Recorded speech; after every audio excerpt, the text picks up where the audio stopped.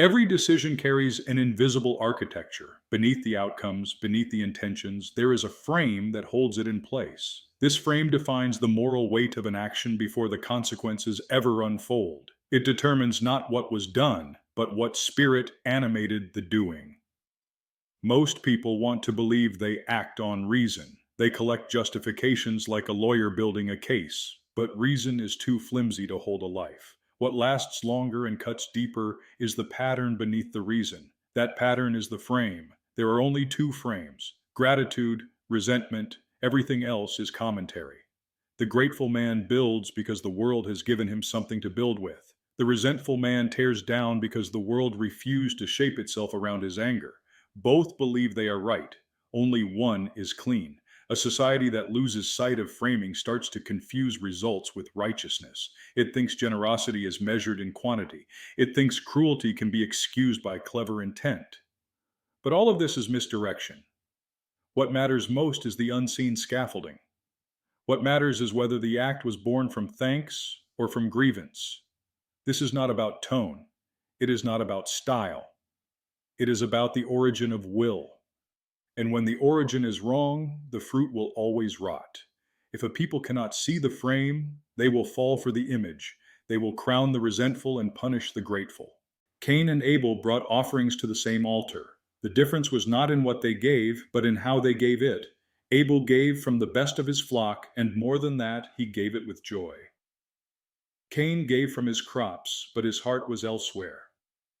God looked with favor on Abel's offering. Cain saw this and felt wounded, but not by injustice.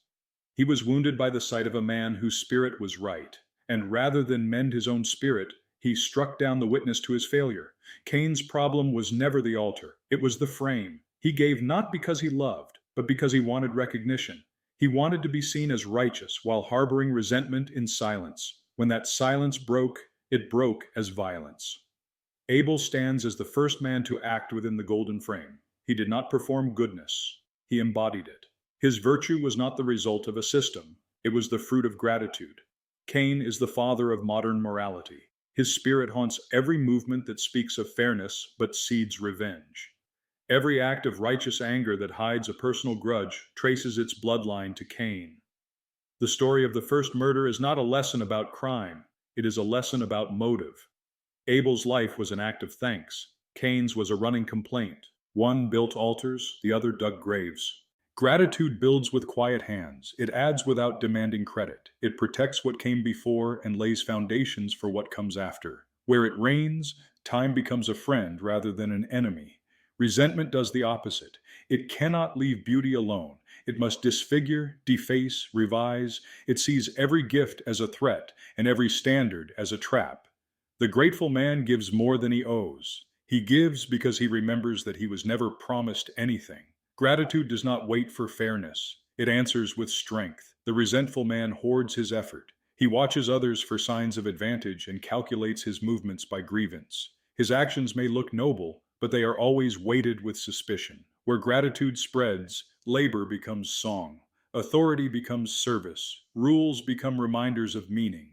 People become capable of carrying burdens without complaint. Where resentment spreads, the strong are slandered and the humble are mocked.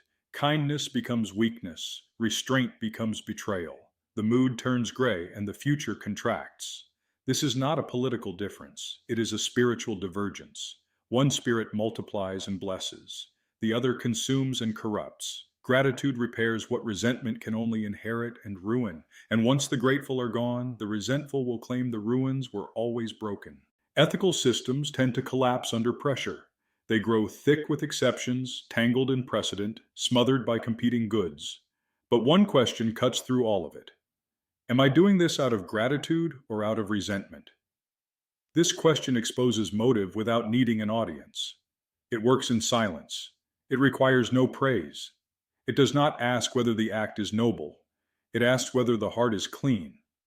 Gratitude moves forward. It wants to give, to bless, to protect. Even in hardship, it preserves clarity. It sees the good and answers it. Resentment looks backward. It builds a case. It rehearses offenses. It waits for the perfect moment to strike, not for justice, but for revenge dressed in good manners. The golden question holds when law fails, when no one is watching, when the cost is high and the benefit is unclear. It strips the act down to its spirit. It is moral clarity without performance. A man can use this question to govern his temper, his speech, his private habits. When resentment is present, the body tightens, the tone sharpens, the intent hardens. When gratitude is present, the hand opens. You do not need a theory of justice to ask this. You need only courage. This is the question that shapes character before power arrives. The question that keeps a people upright when rules are gone and customs are fading. It is the true beginning of conscience and the final test of integrity. The frame always reveals itself. It leaks through tone, posture, timing, and emphasis. You do not need a manifesto to know whether someone speaks from gratitude or resentment. You need only to watch. Resentment speaks with urgency but lacks weight. It inflates minor wounds and magnifies slights. Its voice is theatrical. It treats disagreement as betrayal and correction as insult. Gratitude speaks more slowly. It knows how to praise. It remembers what was given and does not rush to condemn. Even its grief is dignified. Watch an institution. You will know its frame by what it honors. Does it protect the good or avenge the aggrieved? Does it reward loyalty or harvest resentment? The questions are not subtle once the frame is seen. Resentful groups rarely say they are resentful. They say they are fair. They say they are brave. They say they are finally telling the truth. But their fruits are bitterness, envy, suspicion, and collapse. Grateful groups do not need slogans. They survive hardship without growing cruel. They protect their elders. They give their children beauty. They understand that justice without reverence is a tool of revenge. This discernment is not a gift, it is a responsibility. A society that cannot read motives becomes addicted to spectacle. It judges by noise, by novelty, by narrative. But a people trained to recognize the frame cannot be fooled. They will not follow the bitter. They will not obey the aggrieved. They will follow the man who thanks God in private. Gratitude is not a feeling, it is a position. It looks at the world and says, "This is more than I deserve." From that position, duty becomes joy, and sacrifice becomes peace. A culture rooted in gratitude does not chase novelty. It does not tear down its fathers to feel powerful. It builds with what it has, honors what it inherits, and speaks with care. It knows that beauty is fragile and that authority, when clean, is a gift. Resentment cannot produce such a culture. It corrodes from within. It accuses what it does not understand and sabotages what it cannot imitate. It turns every structure into a grievance machine. Where gratitude governs, even limits become luminous. Chastity becomes devotion. Poverty becomes offering. Old age becomes honor.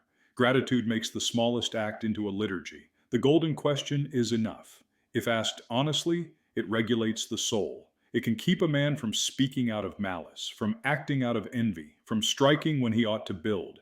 It holds him in place when the crowd moves. It reminds him that justice without reverence is simply a mask for revenge. A culture that teaches its children to ask this question does not need to monitor them forever. A people that carries this question in its heart does not need a master. Gratitude is not weakness. It is a quiet kind of power. And if it is remembered, the world can still be repaired.